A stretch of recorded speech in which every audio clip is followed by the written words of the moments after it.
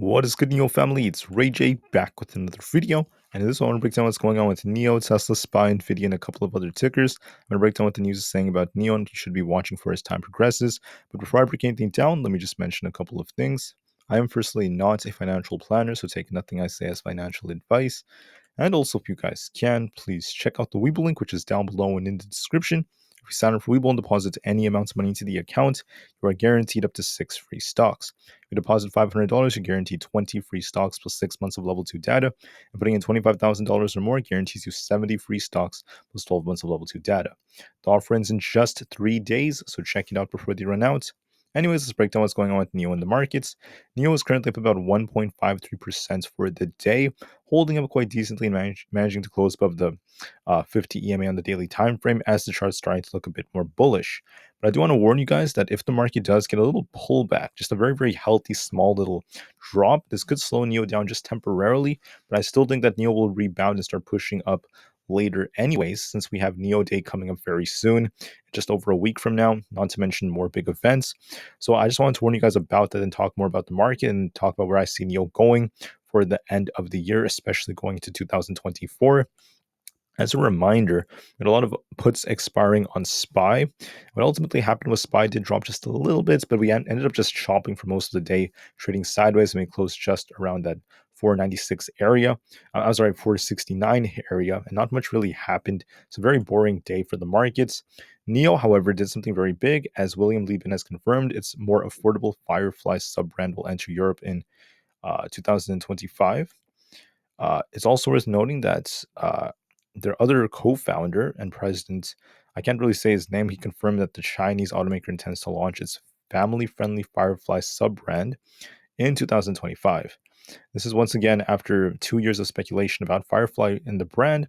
They're now going to once again open these sub-brands from the Alps, and they're going to be joining the EU markets. This is good news for them, as there was news about NIO trying to partner up with like Mercedes and other very, very big companies to help exchange information and to help improve their production facilities. So this is some good news for them. Right over here, you can see the reports are saying that for the Firefly brand, it's targeting to be costing between $14,000 and $28,000. We'll see what the margins look like, but that's going to start rivaling other EVs out there too. So if they could produce a car that's that affordable, that's going to be very good for them. They also mentioned that their other model, excuse me, sorry guys, their other one for its Alps is going to range between $28,000 and $42,000, which is going to be further ahead of that of Firefly. So some nice improvements right here. We'll see what happens. They might launch this in Q3 of 2024, and this is going to be more competitive within the space over there. So that's some good news for NIO. This is making all the headlines. This is part of why NIO is outperforming the market, holding up quite decently, and this is some very, very good news.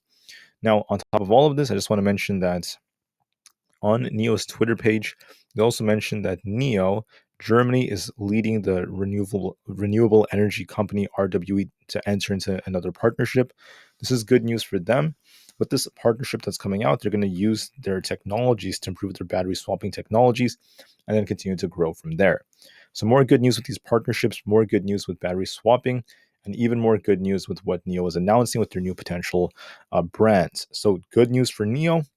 On top of all of this, Deutsche Bank is giving NIO a buy rating alongside Mizuho.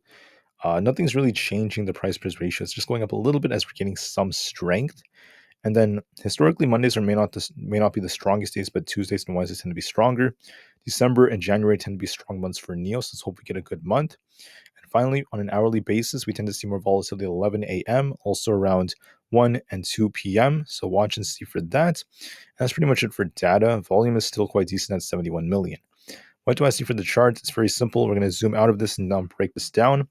I think ultimately the chart is bullish overall, but we could fluctuate a little bit longer in our range, and that's because of how the market is moving. So that could act as an anchor for NIO just temporarily before we see more buyers towards the end of the week. So I just wanted to call that out. On the daily chart, SPY is looking a little bit weaker, guys. If you guys noticed the chart, we had 2 red candlesticks in a row. And then on top of this, on the 4-hour time frame, we just got a bearish crossover on the PPO. And SPY has these imbalances. I just wanted to note. So if you look at the 30 minutes time frame, let me just go all the way back here and show you. I have to go a little bit more back. On the 30 minutes time frame, SPY has this imbalance down here. at this 467 area. We also have 465, and we're starting to downtrend a little bit. So because we closed below 470, there's going to be a risk of a little bit more downside for SPY. We could be looking for 467 soon. I think it's going to be testing the 4-hour 20 EMA at 467.96, and we'll see if it bounces here or not. If we lose this, we could be coming back down towards these lower levels before we see a bounce. So could we get a very small temporary pullback? It's a possibility. It is possible, and the chart is looking a little bit weaker.